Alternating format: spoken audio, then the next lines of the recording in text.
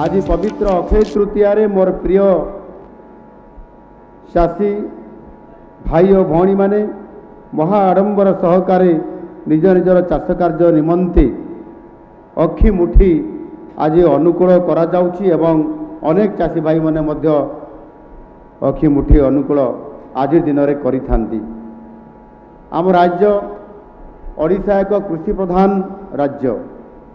राज्य रे कृषि और कृषकर उन्नति पाई आम सरकार सबुबले कार्यरत अछंती। आज आम समस्तंकर पाई बहुत बड़ आवश्यकता है ठीक समय रे चाषी को आर्थिक सहायता जोगई देबा। से सार पाई हो, बिहन पाई हो, औषध पाई हो, कीटनाशक औषध पाई हो एवं आनुषंगिक जो भी व्यवस्था करने कथा खर्च हवा कथा ताहा उपरे आम सरकार सीएम किसान योजना एक आगे जुगान्तकारी पदक्षेप हिसाब से आज सब्यस्त हो पारि।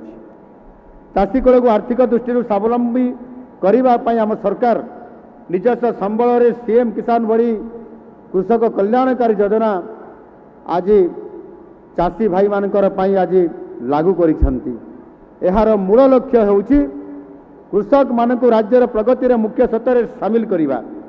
एहा द्वारा राज्यर 92% भाग क्षुद्र नाम मात्र चाषी भूमिहीन कृषक उपकृत हो पारुछंती। सीएम किसान योजना रे डीबीटी माध्यम रे 838 कोटी 48 लाख टंकार आर्थिक सहायता राशि आपण मानकु एबे गोटे सुइज रे ठन ठन ठन ठन करी आपण मानकु समस्त को आर्थिक सहायता प्रदान करा गला।